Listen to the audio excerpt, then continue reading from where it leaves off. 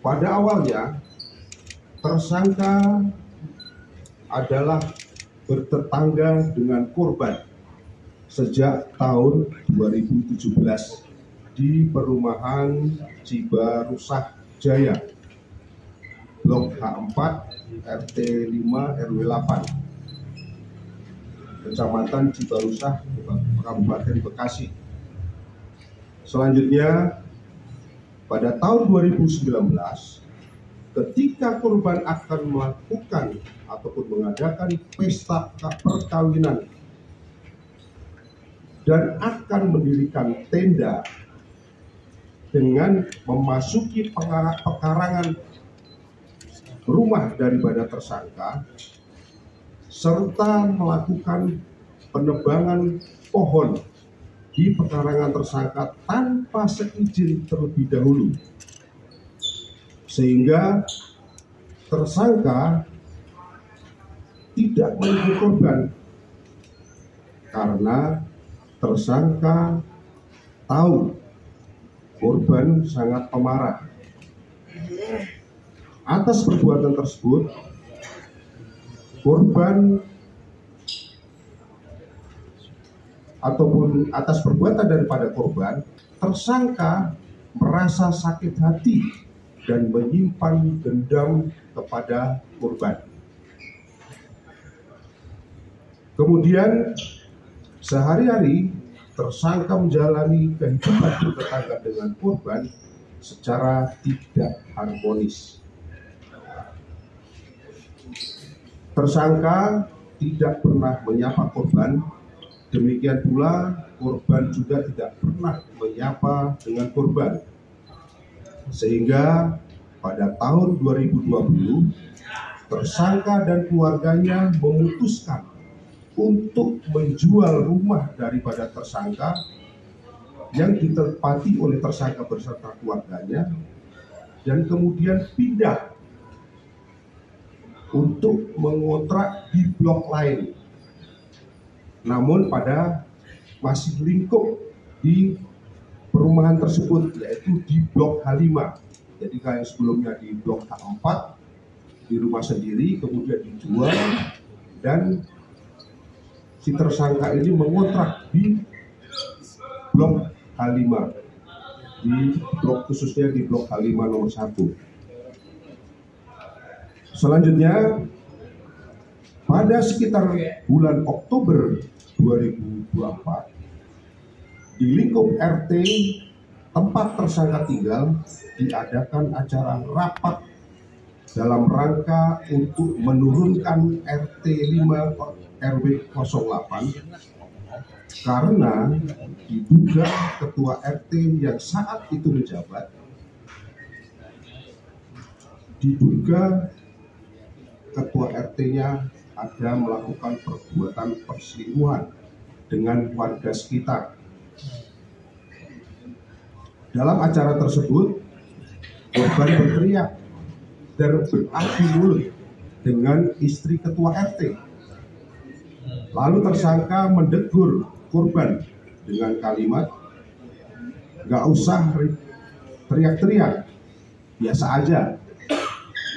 Namun korban melototi tersangka dan berkata kepada tersangka dengan kalimat, "Lu bukan warga sini, nggak usah ikut-ikutan." Mendengar ucapan korban, tersangka diam dan mencoba untuk menenangkan diri. Namun dalam hati, tersangka menambah dendam yang selama ini tersangka pendam terhadap korban. Kemudian, keesokan harinya, setelah rapat penurunan RT tersebut, istri tersangka atas nama saudara Y disomasi oleh korban melalui pesan WhatsApp yang berisi tuduhan bahwa tersangka ingin menyerang korban pada saat rapat. Mendengar informasi dari istri tersangka tersebut, tersangka tidak menanggapi, namun menambah rasa benci terhadap tersangka terhadap korban.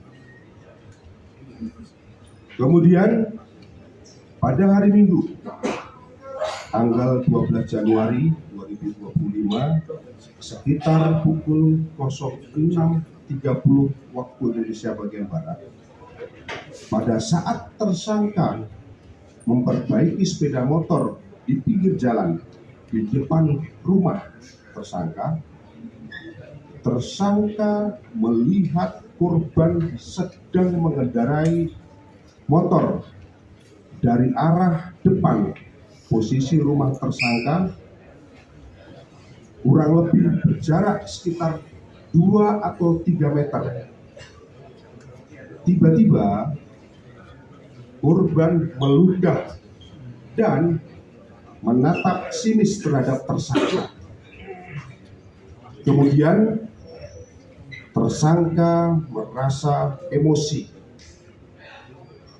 Lalu tersangka mengambil pisau dari kandang ayam di samping rumah.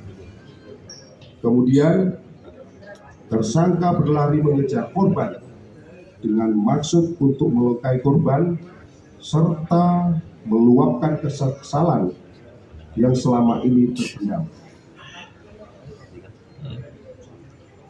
Selanjutnya, tersangka menusuk ke bagian perut kiri korban sebanyak 2 kali dalam posisi korban masih berada di atas motor. Kemudian korban berhenti dan korban melakukan perlawanan dengan cara menangkis dan menghalangi tersangka untuk menusuk. Namun tersangka tetap berusaha untuk melukai korban dengan cara menusuk kembali ke arah pelipis sebanyak 1 kali. Kemudian menusuk kepala korban sebanyak 1 kali. Kemudian menusuk ke arah dada korban sebanyak 1 kali. Menusuk ke arah leher kiri korban sebanyak 1 kali. Pada saat korban ingin menyelamatkan diri, tersangka mengejar dan menusuk kembali ke arah punggung kiri korban sebanyak 1 kali, sehingga membuat motornya terjatuh. Lalu korban lari menyelamatkan diri dengan cara berlari, dan tersangka juga melarikan diri ke arah persawahan yang menuju ke arah Jalan Raya Cibarusah dengan menggunakan sepeda motor Honda Supra Fit warna hitam, dan kemudian sepeda motor tersebut ditinggal di tepi sawah. Selanjutnya tersangka melarikan diri dengan cara menumpang beberapa kendaraan truk hingga ke tempat persembunyian di daerah Kerawang, Jawa Barat. Selanjutnya berdasarkan hasil visum dan otopsi yang sudah dilakukan oleh tim daripada rumah sakit, didapatkan beberapa luka di tubuh korban. Jadi pada bagian dada khususnya, kemudian bagian leher kiri, kemudian di pelipis sebelah kiri, bagian kepala, bagian wajah, bagian punggung, serta perut. Dan dari hasil visum maupun otopsi disimpulkan bahwa penyebab kematian diakibatkan karena kekerasan benda tajam pada sisi kiri leher yang memotong pembuluh bilik utama kiri sehingga menyebabkan pendarahan hebat. Selanjutnya kami sampaikan kronologis pengungkapan bahwa berdasarkan adanya kejadian tersebut, selanjutnya dituangkan ke dalam laporan polisi, dan dengan laporan polisi tersebut dilakukan upaya untuk melakukan pengamanan TKP dan pengolahan TKP, dan dilakukan serangkaian penyelidikan untuk menghimpun keterangan dan mengumpulkan barang bukti serta petunjuk yang ada. Tim gabungan dari Polres Metro Bekasi dan backup oleh tim dari Direktorat Reserse Kriminal Umum Polda Metro Jaya dari Subdit Resmob dan Subdit Jatanras, tentunya dengan berkat ketelitian, kejelian daripada rekan-rekan serta ketekunan untuk melakukan penelusuran dan pendalaman, akhirnya dalam waktu 3x24 jam pelaku berhasil kita tangkap, meskipun pelaku ini sudah berupaya untuk menghilangkan identitas dengan cara memotong rambutnya yang tadinya rambutnya ini gimbal, jadi dipotong pendek seperti tadi sudah ditampilkan.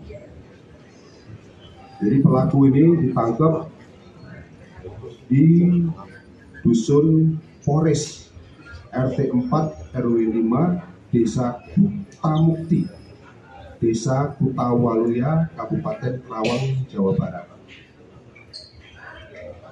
Setelah dipastikan bahwa tersangka betul-betul si pelaku, selanjutnya kami melakukan upaya pencarian terhadap barang bukti, yang mana barang bukti pisau yang digunakan oleh pelaku ini sempat dibuang di suatu tempat, dan alhamdulillah pisau yang digunakan juga bisa ditemukan.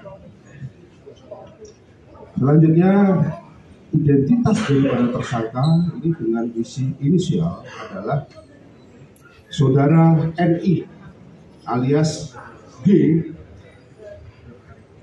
bin K, seorang laki-laki, umur kira-kira 47 tahun, alamat di Jalan Dukuh 3 nomor 13 RT 3 Kelurahan Dukuh, Kramat Jati, Jakarta Timur.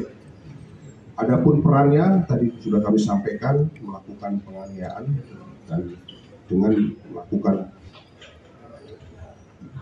penusukan secara busuk ke beberapa bagian tubuh daripada korban, yang mana